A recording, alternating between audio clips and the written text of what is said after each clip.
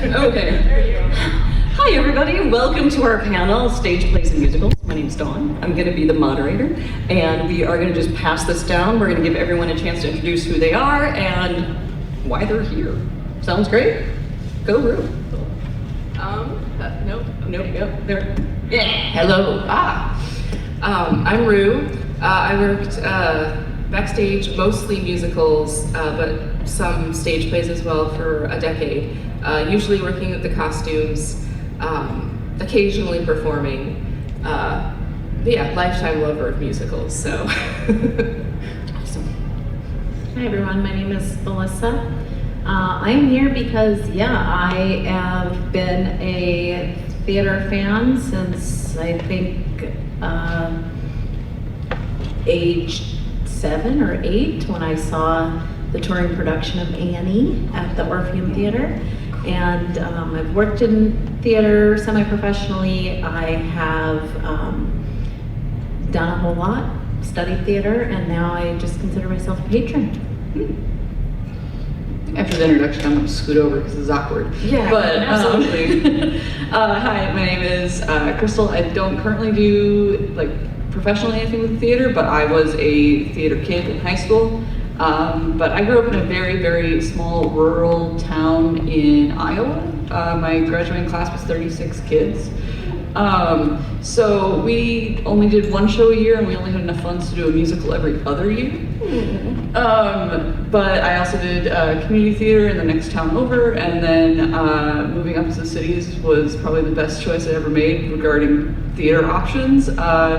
I am a season ticket holder at Hennepin. I get groups of people. I took 12 people to go see 6.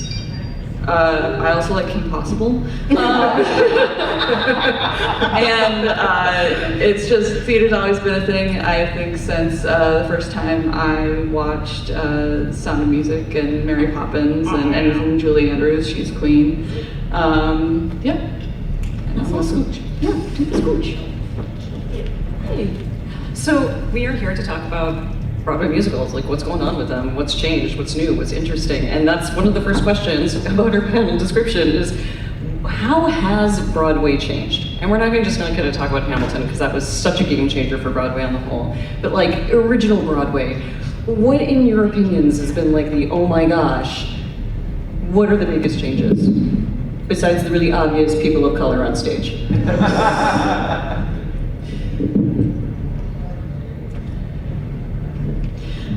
Something that I've noticed just personally, one of the shows that broke my brain as a kid was I was at my dad's house for the weekend and was flipping through the channels, landed on MTV and saw the MTV Pro Shot of Legally Blonde the musical. And that was the first time I'd ever heard an electric guitar in a pit, and it broke my brain in the most wonderful way possible.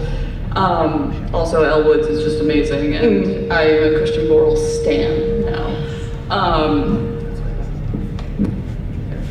Thank you. Yeah, smart. But yeah, Legally Blonde the musical broke my brain in the best way possible. Just saw the touring version at the Broadway, and something that's very different nowadays versus back when it came out in the aughts is a lot of the projection mapping that they can do, which is really cool. But the fact that it was created in such a way that they had some really great set pieces, or they had really great minimalism, and now all of a sudden during, oh my god, you guys, they're projection mapping OMG everywhere. I'm just like, okay, I mean, you can do that, but I don't know if you should have. Looks like you were about to say something. Yeah, it's an interesting question. I don't think of sort of, the question says since Hamilton, which I don't necessarily think that's the defining, there's not before and after Hamilton in my brain. And we did not write this panel description. It just it's what we were given. But I think what I think is interesting about Broadway today is there are so many different structures for the shows that are out, right? That it's not just the typical story arc of a musical. That's one way that Broadway shows are done, but there's also compilations of musical artists and telling stories of musical artists' lives through the music that they wrote. The jukebox musicals? Is that what you're saying? And do you have an example? So like MJ the musical, well, for example, Woman from the North Country is actually not a Bob Dylan. It's not about his life, but it uses his music to tell a story so Mamma Mia is similar to that. Mm-hmm. So there's just a lot of interesting ways that properties are being put together and put into Broadway musicals. And then I think the other thing that really is changing the game is the crossover for actors between, like, movie actors are on TV, TV actors are on Broadway, Broadway actors are on TV, and so that really helps open up the audiences. Like, it appeals to more audiences to have George Clooney on the Broadway stage. Yeah, they're gonna go to New York to see George Clooney on Broadway. Yeah. Or when Robert Downey Jr. did his stint for a hot minute back last fall, I think it was. He did a one-man show. Yeah. That's awesome. Someone fact check me, honestly. It's okay. It's 5 o'clock right now on Friday, and we're here. Do you have an answer? Yeah. I think, so a lot of what I've worked professionally in is actually youth theater, and we did a lot of the adaptations. So I think it's really interesting. A lot of older musicals technically are adapted from things, but they're not necessarily as well known. Like, The Sound of Music is based on a book and the real life story of Maria von Trapp, but that's not nearly as well known as the movie Mean Girls, and now there's a musical version of that. And just seeing that shift to extremely popular properties. Do it again. Do it again. Being turned into a musical. Some people love them, some people hate them. For me, it really depends on the musical, but it's just such an interesting thing to see happen now. What other examples of those are there? Beetlejuice is one. Back to the Future. Back to the Future. I mean, Legally Blonde. Yeah. The Percy Jackson musical. Oh, yeah. I mean, not even, there's also Frozen. Yeah, is Anything adapted to the to. whole Disney concept. Yeah, Hercules, all that. Yeah, you got a question. What's up? Sorry, just going off of that. Is Yeah. Newsies considered an adaptation? Yes. Did the movie came out first? Yes, it did. So the Yes. question was Newsies considered an adaptation? And the answer is yes. The movie came out first, and then the stage play happened. That was a good question. Were there two versions of the stage show? No. No? Okay, I'm hallucinating. We're cool. Oh, somebody's over here saying yes. They did like a revamp, they kind of freshened it up.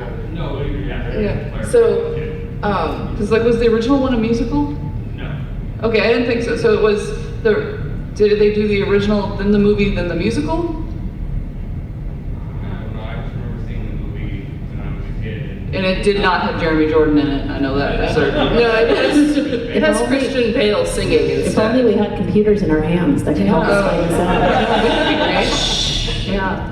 I was just recently in New York and I saw Death Becomes Her talking about the adaptation. And yeah, that to see the movie then go on stage was incredible. It was amazing. Mrs. Doubtfire too. That one was a pretty decent one. I mean, it's hard to do Robin Williams justice, but Always. Has anybody seen the Back to the Future stage musical? Yeah, pretty fantastic, huh?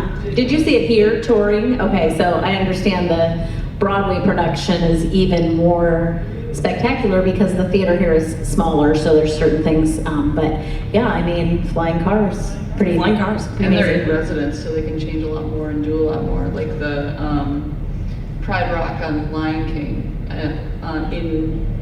in New York and in London, they have Pride Rock come out of the floor. But when it's on tour, they push it out on casters. You do what you gotta do when you're limited. You gotta get the line out there. It's gotta happen. So that is interesting to think about, like, adaptations and how that's happening. And then also like the child's versions or the high school versions of shows too. That is an interesting way to see how Broadway's changed. So what do you think the new shows are that are gonna be like, oh my God, everyone needs to see these? Especially when they travel. I have an off-Broadway stage production that I saw last year when I had to go to work for New York, and it was Dungeons and Dragons Presents the 20-Sided Tavern. I just want to show you all a picture real quick. Were you there? Yeah, me on stage. Anyways, yeah. I mean, I don't know if I want to really brag, but I am bragging. You should. Yeah. So for anyone that's not aware, It is awesome. it's amazing. It's interactive improv through D&D. So they want you to have your phone out because that's how you interact with things. They say, go ahead, take pictures, take video, because the show is different every night. It's improv. Their only caveat is if you post it, tag us. It's funny, they had some people in residence. I know Felicia Day was with them for like a week at one point. I think all of the shows were sold out when she was there.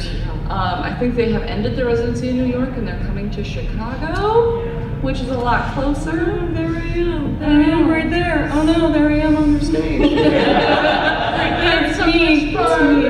I'm wearing the shoes I'm wearing right now. That's the proof. Yeah, it's proof. So you got the shoes, and it's a fascinating concept because when you come in, you get your playbill, and inside you're either the fighter or the thief or the magic user or the like bard rogue, and so that's who you are. And so when you're interacting with your smartphone, you get to vote. So it's really, you feel like a big part of the show, and you get to be a big part of the show. And so it was a really neat It is. concept, and it's also just like a heck of a time because before the show even like the actors come out and kind of like chill with you and like get ideas, and you write down ideas on papers and stuff. Like it's very much improv, but also like has a slight structure, and they all have like 3 different like characters that you can choose from. Like the one that I saw, she was like an Australian bunny or something like that, but she could also be like an old man or something, and then it's like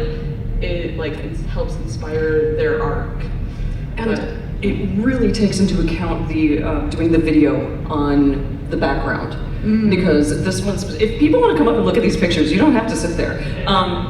They have a great stage, and you can see, well, you can't see because you're too far away. Just have to trust me that they have this beautiful paneling in the background. There's actually 3 separate screens, and so when something happens, you can see. I'm sure just maybe having everyone come up after to see it. Absolutely. Also, I'm sure since they encourage pictures and videos, you can find it somewhere. Yeah, on the you can interwebs. totally find it somewhere else. You don't have to trust me. But like, it was so nimble because if like the fighter failed their role, they could pop up a completely different image as opposed to doing the success side of it. So that I agree. So cool. So I think that's an amazing innovation. I love, and the fact that it's off Broadway allows it to be that way, because something that I learned relatively recently is the only difference between on Broadway and off Broadway is the size of the theater. It's how many seats there are. Like there's no like actual street that all of these are on. That's like, okay, here's Broadway and here's like down this alleyway is off Broadway. Like that's not how it works. But it's just some shows work really a lot better in an off Broadway stage. Are people hearing feedback, or is it just me? Yeah. Oh yeah. Moving your microphone this way, maybe you two are close together, or is that microphone on? It is not. Okay. But thank you though. I appreciate that. Yay, technical people. So to your question of what do you think is, so I just I was thinking, gosh, I don't even know what's coming on Broadway, so I did a quick Google search while we're sitting here. I think there's actually 4 things that I think, if someone were to say, hey, I'm going to New York, what should I see? So I think one, this one is actually touring, I believe now, and Juliet. Yes. So Shakespeare adaptation with pop music. It's not a. It was just here? It was just here. Okay. It's not actually a adaptation of Romeo and Juliet. It's a continuation. If Juliet did not die, Right. what would happen? And it includes Shakespeare and his wife, Anne Hathaway, telling the story. So, would recommend. Yes. No, thank you. I have not seen it. I've been wanting to. A couple of other ones. So 2 that are coming from other properties. So Smash, the Broadway musical Smash, and then there's a Stranger Things musical coming to Broadway. That's a prequel to the Netflix series. Yeah, Stranger Things. Okay. Don't recommend it. I mean, go see it if you want to go see it, but you know, Well, I mean, you do kind of want to see things before they close. Yeah, absolutely. Yeah, without a doubt. What do you think? So I don't know when it would be touring because it's just recently on Broadway. But I personally think that if you get the chance to go see Boop the musical, you should. Yes. It's very fun. It's Boop the musical. It's not Les Mis. I've seen complaints online. They're like, it's so silly and like lighthearted, and I'm like, it's Boop the musical. Did you expect to learn something? Yep. So yeah, that one. It's coming to the Heineken next year. The Great Gatsby musical. Did you was a lot see of fun that as well. on Broadway? I got to see Jeremy Jordan in that. Wow. But he didn't come out the stage door to sign my poster. Him having boundaries. I know, darling. Yeah. And then just at the Heineken, the Beauty and the Beast, what is it, 30th anniversary? I don't remember what the anniversary is. They're doing a tour, the Beauty and the Beast musical, this August. So you should go see it because it's amazing. The Disney on Broadway is better than the movies, I'm sorry. No, agreed. And if you see like a Disney show at a Disney park, holy cow, those things are amazing. Yeah, those are incredible. So that kind of like start switching us over to the next thing, like local theaters and productions that you're excited about seeing, besides the ones we already said. Yeah, so I think, there's touring shows, which is one whole category of things, but we here in Minneapolis have a lot of local theaters that are producing original material.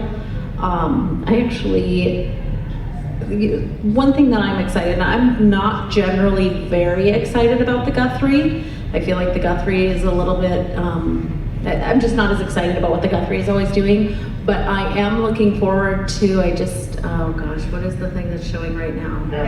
Cabaret. Yes, I am excited to see what Guthrie does with Cabaret, I think. Has it opened yet?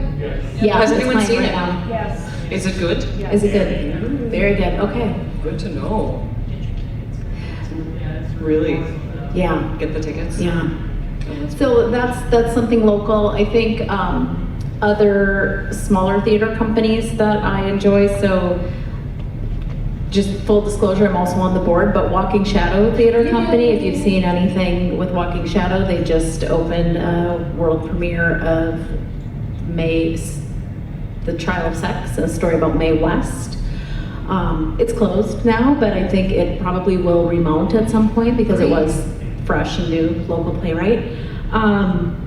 So I'm excited about things at Walking Shadow. I also, it's a community theater, but Ashland Productions does some really great community theater that is top-notch as far as quality goes.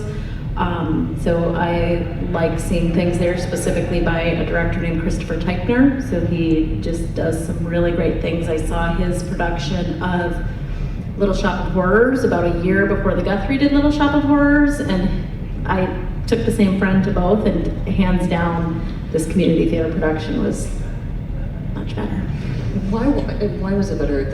Just the production quality, the performances, what makes it? So when I go to see a production, I need to be able to feel, why has the director chosen to tell this story today?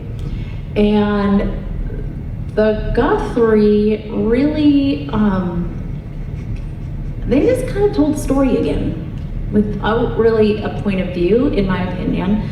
I also think their plant, they are in this giant thrust stage. Their plant should have reached out into the audience. It should have just encapsulated that whole space. I think that's was a really missed opportunity. Their plant was just a regular big Seymour plant. It wasn't anything.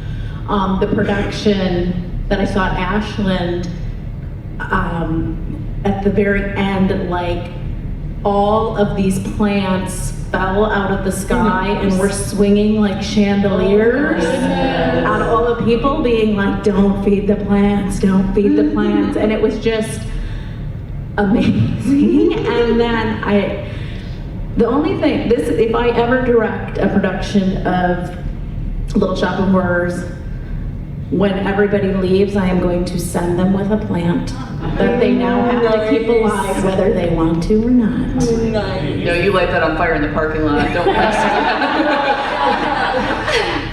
You're inviting them to kill all those plants, you know? Ashland plays at the, I think it's the Maplewood Community Center on White Bear Avenue. What else are we excited about locally? Personally, I am excited for 2 of the shows that are touring that are coming to the Orpheum. Shucked. I have heard nothing but amazing things about Shucked. I don't know anything about that show. What is it? It's all I know is corn and comedy, and that's all I gotta know. Great. And then the other one I'm really excited about is Suffs, because I cried. yeah, I'm so excited. Anyone else seen Suffs? Yeah, I cried. Oh, Just cried. I'm really excited for those 2. It's really good stuff. Yeah, that is exciting. So we kind of just touched on it a bit. Like, what do you think actually makes a show good? I mean, I have very definite opinions about the costumes. As you should. You should. And so what hits you with that? You really need, it's not even always the designer, but you really need a costume team that one of the first things you do is you go through and you read the script and you look for any mentions of costumes. Like, okay, Audrey is in her nightgown. Great, we gotta get a nightgown for Audrey. But you think about, okay, what kind of nightgown would Audrey wear? Like what color, what fabric? You really need someone that's willing to think about all of those little details. And then I did a production of A Christmas Carol. And one thing I did for the flashback scenes is I put both Scrooge's little sister and Belle in the same shade of blue. And I also had young Scrooge's Cravat? yeah, the same shade of blue as well, to connect them all as those specific happy memories, and no one else was in blue in the flashbacks at all. So you need to think and Deliberate vision. Yeah, because you can just, okay, I found a nightgown, it's the right size, it's from the 60s. Good, we're good. Oh no, I'm not see-through when the lights are on. Yeah, or, yeah, or it's the wrong print, or like usually Audrey is in a very, very husband killer looking nightgown instead of yes, exactly, thank you. A granny nightgown, in Yes, case a you granny missed that. nightgown. Do you have a question? Is that what that is there? Yes. Oh, okay, thank you. Hi. It's the flags. So Melissa, the comment you made about the Guthrie production of Little Shop, I did a production of Little Shop. I puppeteered the plant. I had very strong opinions about that puppet, but that's a whole other panel. But as far as local theater productions, a real pocket in the wall is Theater in the Round Players. I volunteer for them, and next year there's a couple of shows that are happening. One is part of the official season, the other one isn't, but that's neither here nor there. It's the first one, it's going to happen in the fall. It's in keeping with the improv comedy D&D, so there's going to be a similar version of that based on the description there. And the other one is next spring, hold on to your hats, a production adaptation of The Hobbit. Nice. I am so looking forward to that. All those entrances and exits, yeah. Yes, I want to just know how they handle the dragon in this tiny little theater. The whole theater is less than the size of this room, and I'm sitting here going how are you all going to deal with this? Is it an original script or is it the scripted version of The Hobbit? I don't remember off the top Okay. of my head, but it sounded like it was a new adaptation that was Okay. specifically for small theater spaces. So I'm stoked about this one. I was Cool. in a production of The Hobbit in high school. Nice. Nerd in the making. I love that. Can I mention one other local theater that I don't really, and my pulse is not super on what they're doing right now, but the History Theater, if you are not seeing theater that is being made at the History Theater, you are missing some of the best theater in the Twin Cities. It is amazing. They do Glensheen every summer, which is hilarious and wonderful. They did Betty Crocker a couple of years ago. Who saw? You've seen everything. I think they just did Whoa Nelly, right? They're doing Whoa Nelly, or did it close?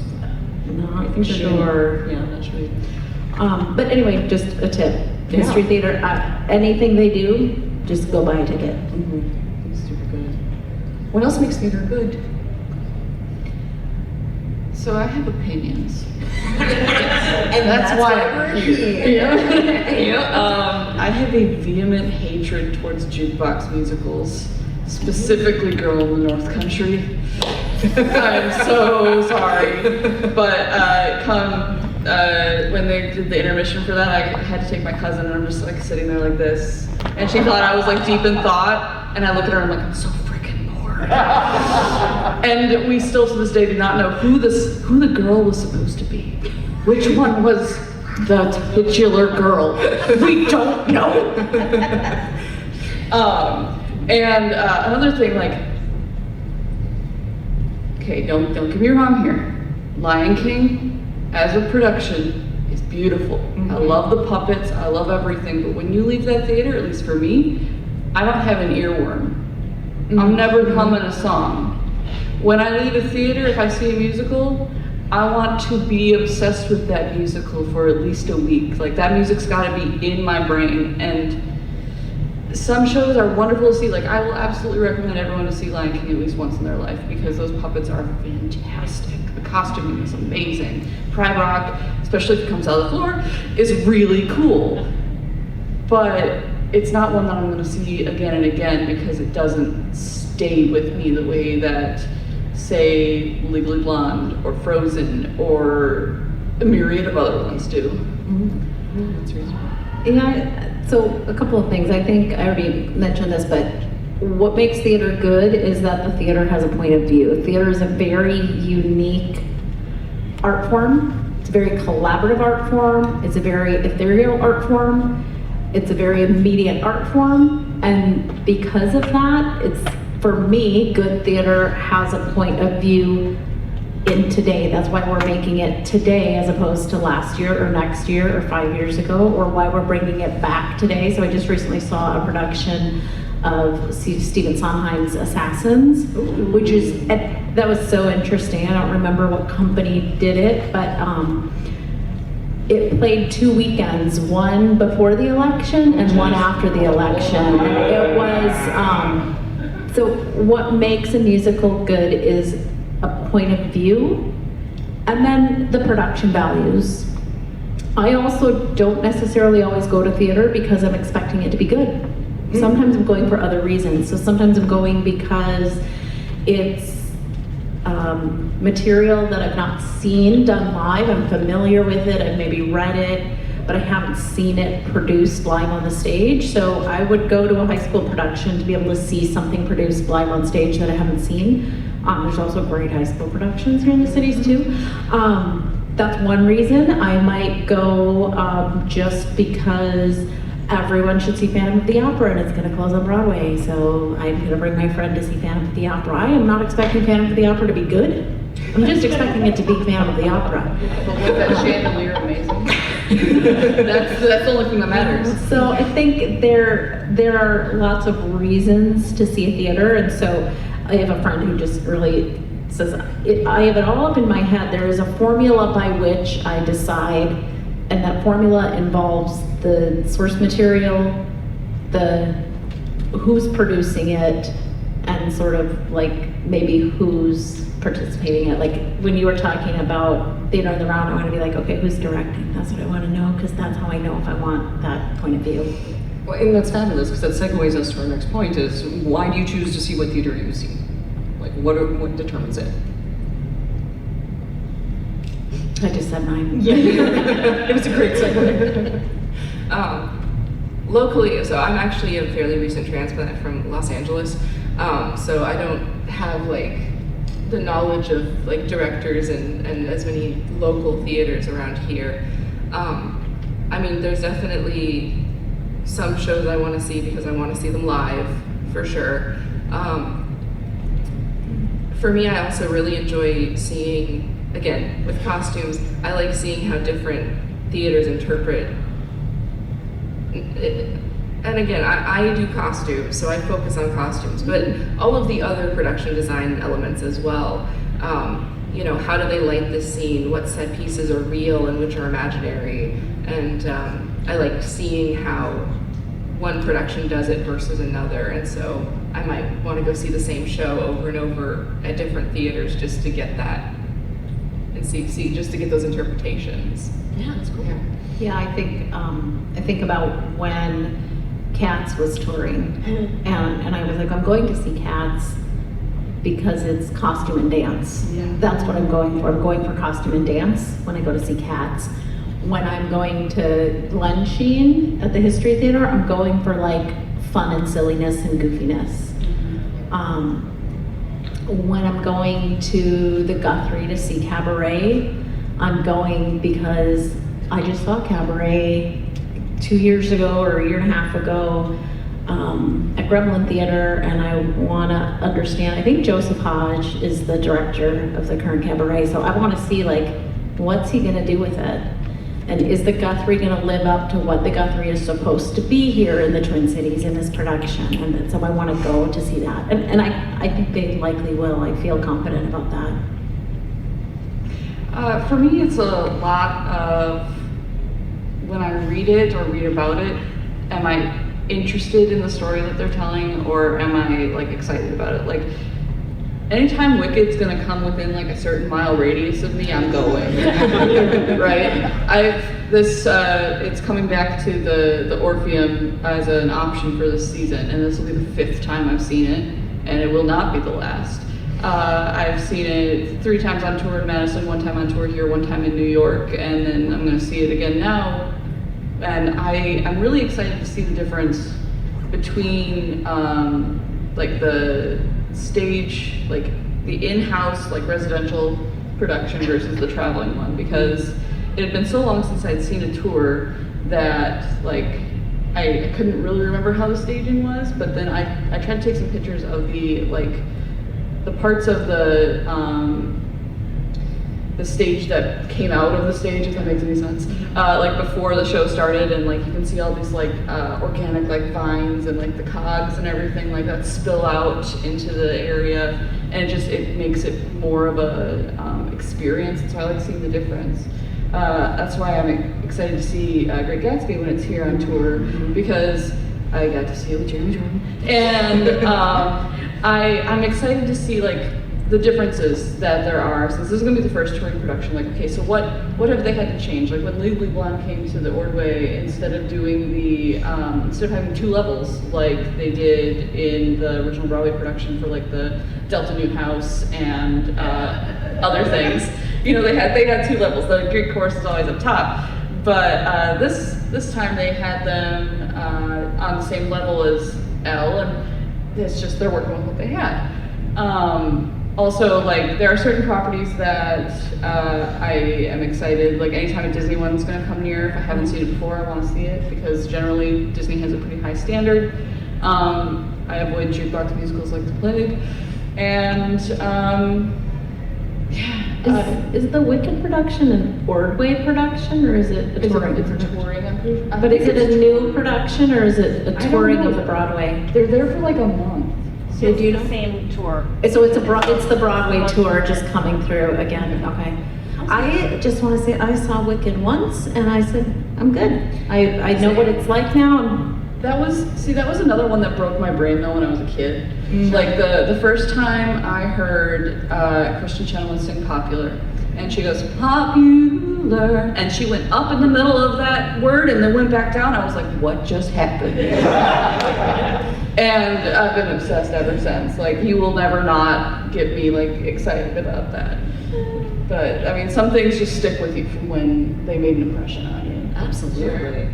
Yeah, I mean, I think when Wicked came out, it was a big, big deal, and it was awesome. They thought that it was going to win Best Musical. And then Avenue Q had the most underhanded Tonys thing that's ever happened. I've been waiting for someone to bring that up because I wanted to poke at Dawn and be like, Avenue Q's got to be your favorite, right? Actually, no. I mean, and don't get me wrong, I really like that, but let's move into that. What is your favorite live show that you... Oh, I'm sorry, question, thank you. I don't have my glasses on. I was going to say,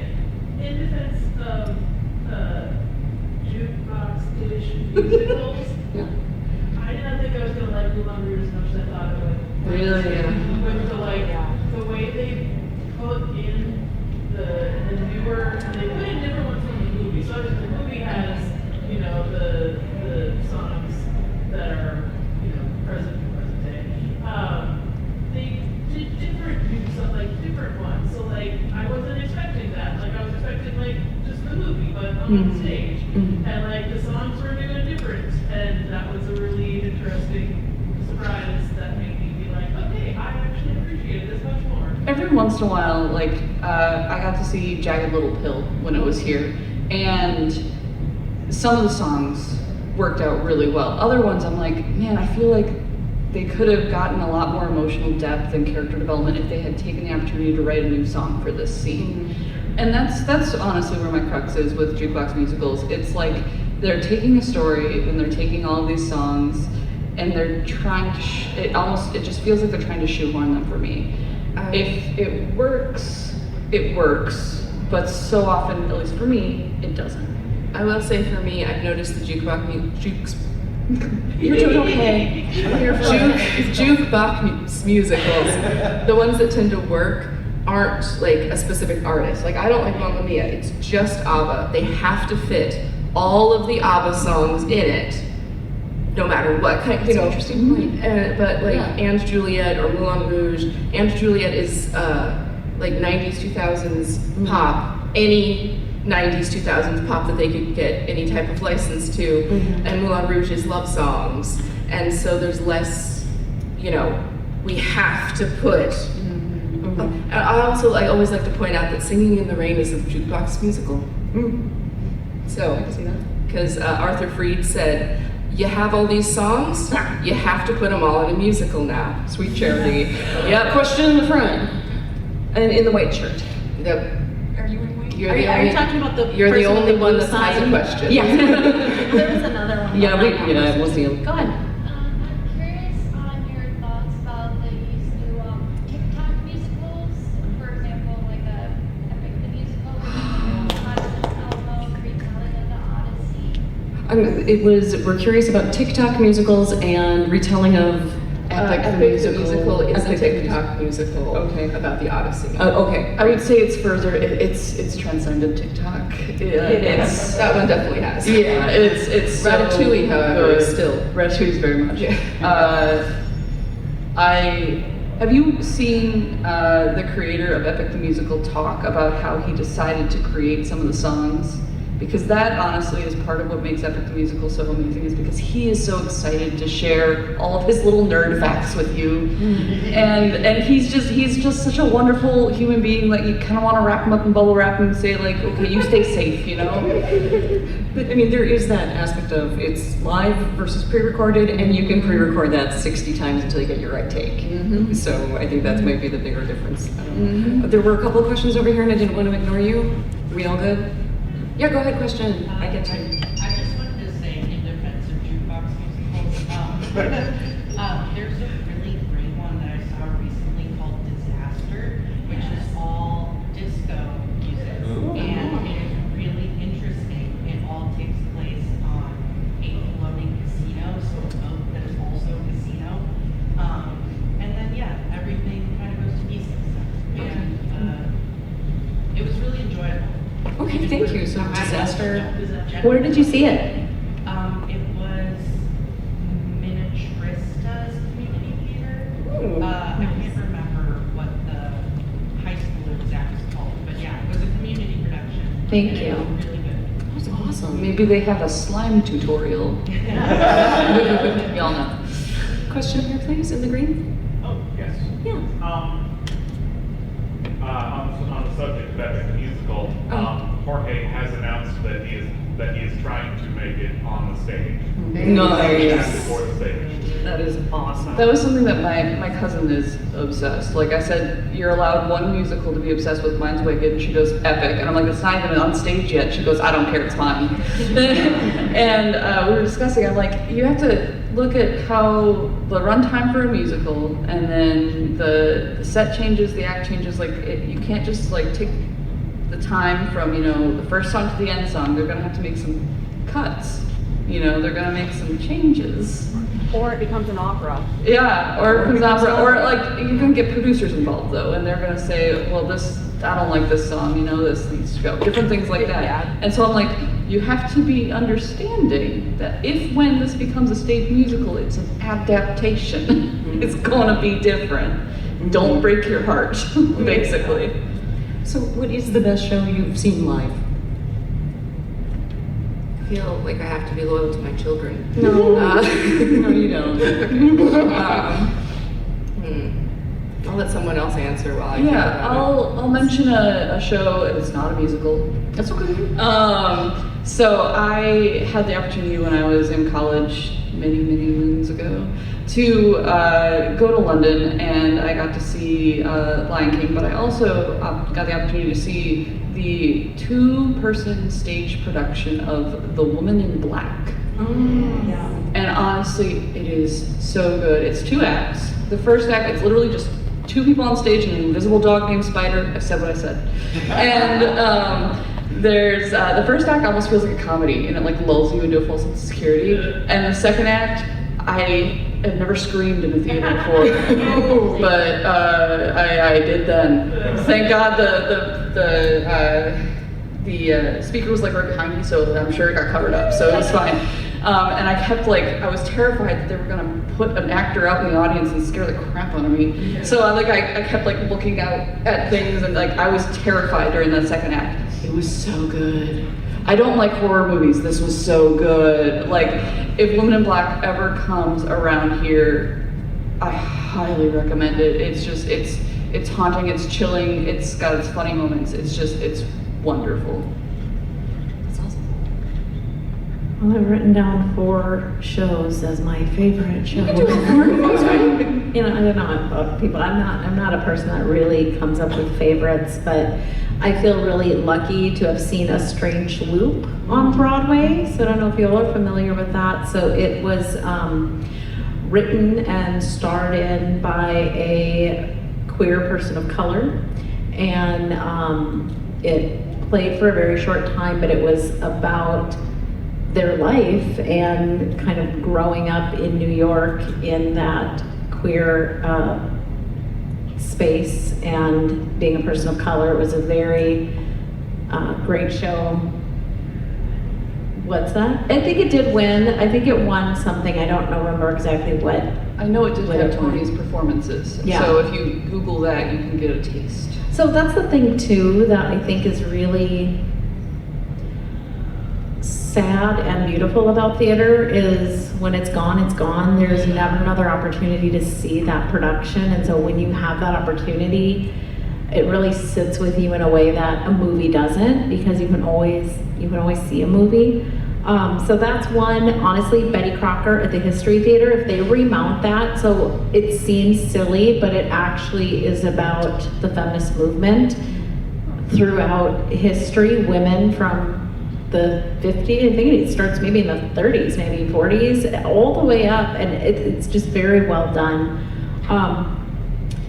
One show that I saw at Walking Shadow Theater Company a few years back was called Open. It was a 1-person production. It was also a queer story. It involved some sleight of hand, magician clowning work. And this is also goes back to what makes theater good. I was sobbing in the theater to the point that I thought I was going to be disrupting the other patrons. And then when I left, I was in my car sobbing for like 25 minutes, unable to drive. So if you ever see Open being remounted by Walking Shadow or any other theater company, may not, it depends on the performance and the actor and that, but yeah. And then everything I've ever seen at 10,000 Things Theater Company is also my favorite show. That's everything I've seen there. Yeah, that's real. One of the favorites is actually the very first professional theater show I ever did, which was the first tour of Mary Poppins. It was the very, my sister took me to see it. I was like 8, and I still remember it. And it was like the first like I said, first professional show I ever saw, and I was like, yeah, I gotta do that. I'm like that in my life now. I do also, because of my job in theater, I did design, but I worked backstage a lot. And so I saw a ton of shows from the wings. And so I think one of my favorite shows from that angle is actually Sister Act, the stage musical. It's set in the 70s now. And it is coming to the Ordway on tour. Is it? Yep. Oh boy. This season. You can actually see it from an audience point. Yeah, I know. Yeah. I saw Gypsy with just a couple months ago with Audra. With Audra? Yeah, absolutely the best show I've ever seen in my entire life. Absolutely, everything was so good. It was so good. But yeah, anyways. So, what's the show or the genre you love to hate besides, I don't know, jukebox musicals? I think y'all already know mine. I will jump in on this, but before I do that, Okay, please do. Before I do that, I just forgot to mention In the Heights, which I saw on Broadway. So I saw that on Broadway. Lin-Manuel Miranda wrote In the Heights before Hamilton, and yes, Lin-Manuel Miranda was starring on Broadway, and I like to say this. This feeds into the other question. I knew Lin-Manuel Miranda before Hamilton. I was already in love with his work. So that feeds into what genre do I love to hate? Whatever everybody else loves. So I did not see Wicked for probably 12 years because I'm like, oh, everybody's seen Wicked. I'm like, so that's kind of my thing is, what do I know that other people don't know?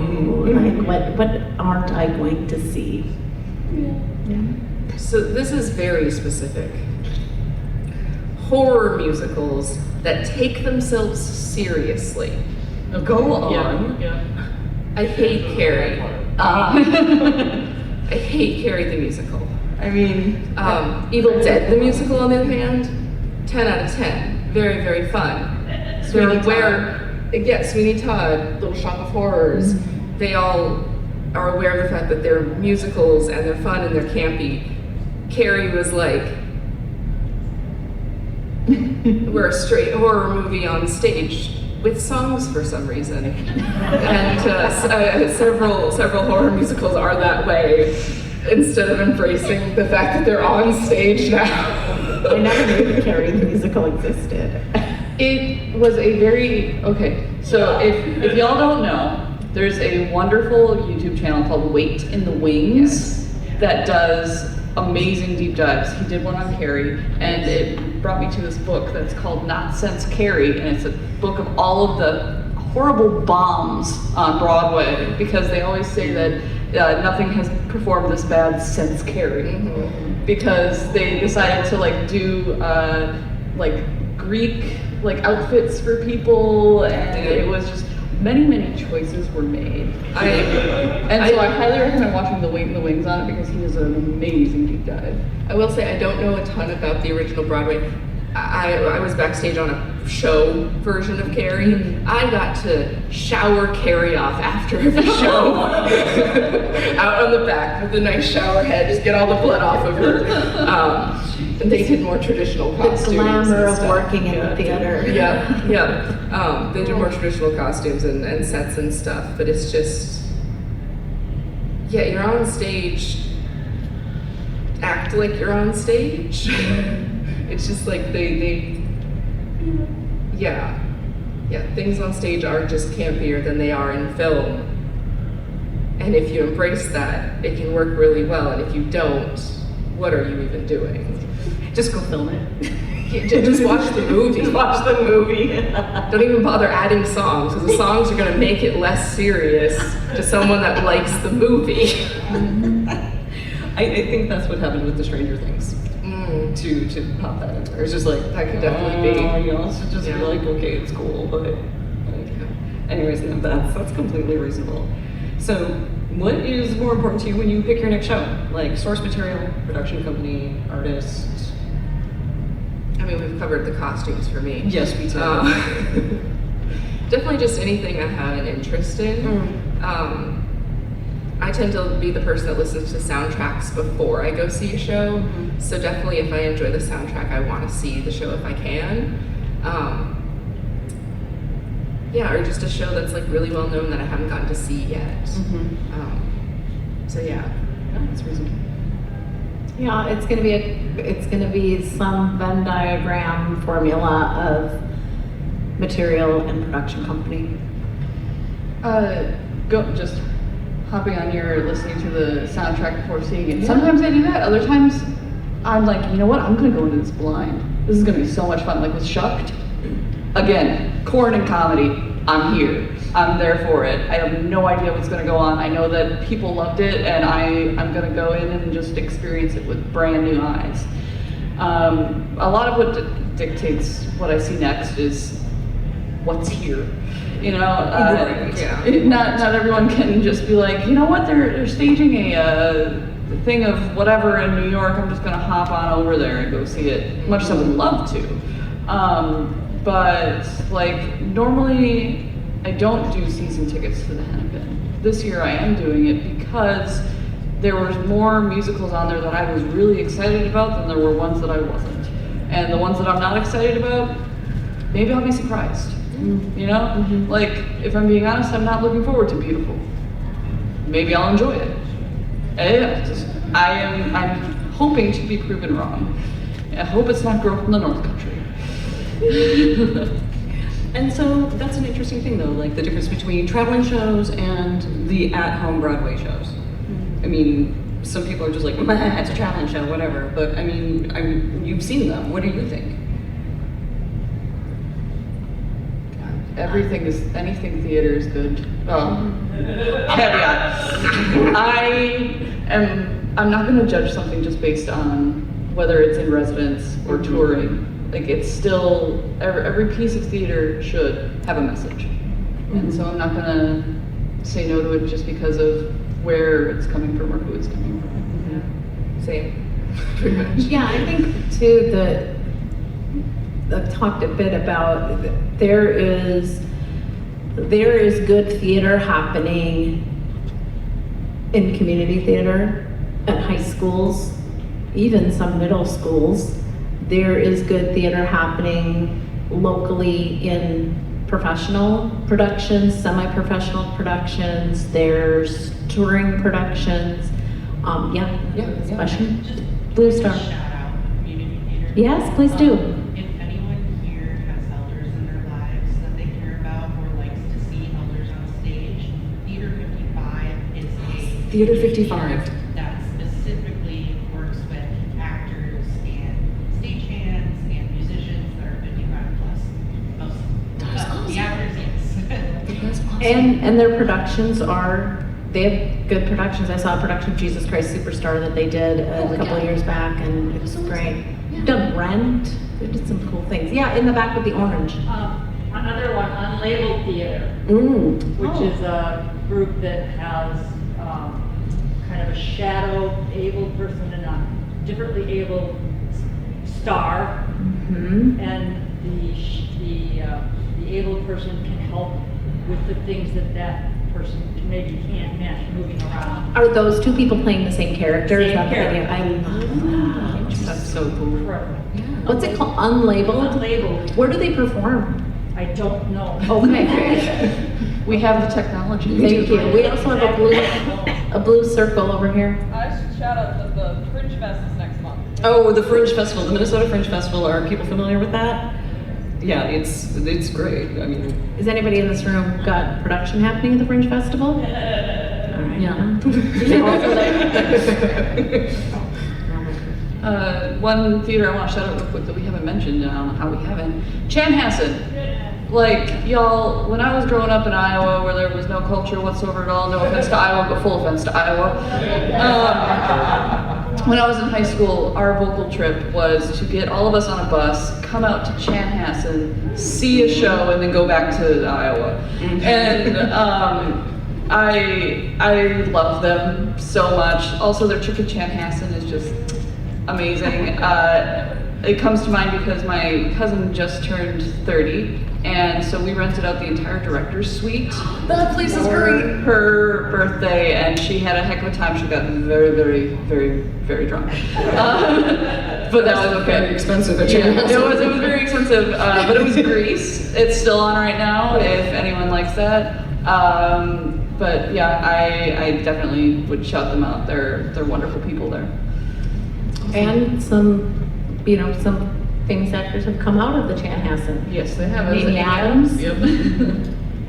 Well, we've got about 5 minutes-ish, and I thought we could wrap up with like, do you have productions coming up that you're working on that you can talk about, or you can say no, and that's fine. You're a board member of Walking Shadow. You can talk about Walking Shadow. Yeah, I was gonna say, the last theater production I worked on, it's been 13 or 14 years. I directed an intergenerational production of Alice in Wonderland, and I had 25 cast members ages 3 to 60. Wow. And it just like, I was like, okay, I'm taking a break from theater, and it's been a 13-year break. Still haven't recovered. But yeah, so Walking Shadow, they just closed Mae West and the Trial of Sex, but they are working on a show called Zero Lands. Did anybody see Walking Shadow's production of Cabal when it was in town? Okay, so yay, only one person in the room. So Cabal, did you like it? Oh yeah, it was amazing. Okay, so Cabal and Zero Lands is similar. It is a puzzle room theater production interactive experience that tells a story. So the opening for that is kind of in flux as the show is being built from scratch, but as you see that out and about, definitely come see it. Nice. Anyone else have future stuff coming? Or we can talk about future panels. I haven't done, the last time I was on a stage was 14 years ago, Beauty and the Beast, one of the Silly Girls, community theater in Iowa. But yeah, I haven't dipped my toes back in a long time. But tomorrow morning, if you guys want just to like chill and not do much, Saturday morning cartoons in the God Awful Theater Room will be there. Yeah. There'll be Looney Tunes, and we're just gonna be like chill. It'll be amazing. And what time is that from? 9 a.m. to noon. 9 a.m. to noon. Any other upcoming panels you want to plug? I'm on a panel late tomorrow night called Adulting, Am I Right? Honestly, I was just telling a friend, I said, I don't know if I fit into that panel. I'm like a Gen Xer. I don't know. Let's see what happens. I don't know. I already did the other panel that I'm on, and I don't, unfortunately, I haven't been able to do theater in quite a while. My job was quick change dresser usually, and my disability has gotten worse, so I physically can't, as well as something that isn't talked about very much. Theaters backstage are not accessible, like at all.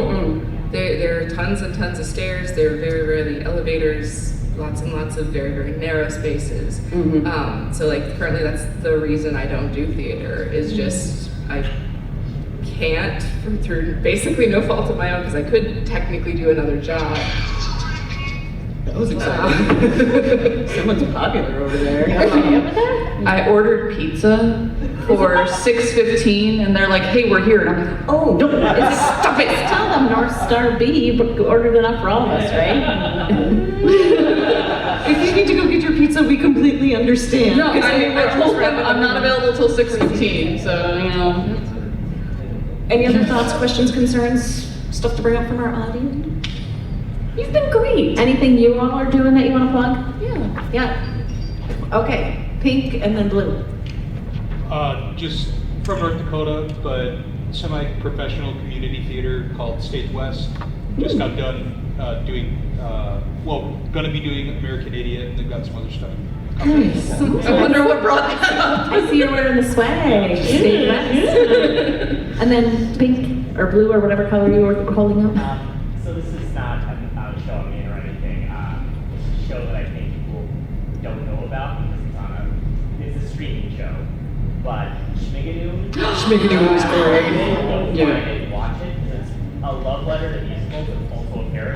cool. Did you hear that they've actually staged it with Alex Brightman as the main dude? Love him. We're not kicking anyone out, but it is 6 o'clock in case you want to hit your next panel. But we have that blue question back there. Do you want to? So, I'm going to do this for me. I'm the bassist for Theater 55. I'm the one honorary senior there. Yeah. And we're doing City Talk in October. Nice. Where is that, did you say? This should be at Mixed Blood. Studio 55? It's called Theater 55. Theater 55, thank And you, they sorry. perform at Mixed Blood. Sweeney Todd. I'm 52, I'm just waiting. Almost there. And then we got Orange over here. Did you want something to promote? Say two other theaters to kind of give a shout out to that don't often get mentioned. Mankato State University. Mankato State University. They actually do like a high school theater day every year where they invite all the Minnesota high schools. But every production I've seen there has been amazing. And then also American Players Theater over in Spring Green, Wisconsin. American It's Players an Theater. It's an outdoor amphitheater, but during the summer season, I've never seen a better show. Oh, I've been wanting to get out there. I haven't seen anything there. Spring Green, yeah. Well, thank you everyone. Thank you. We really appreciate you coming. I want to thank our panel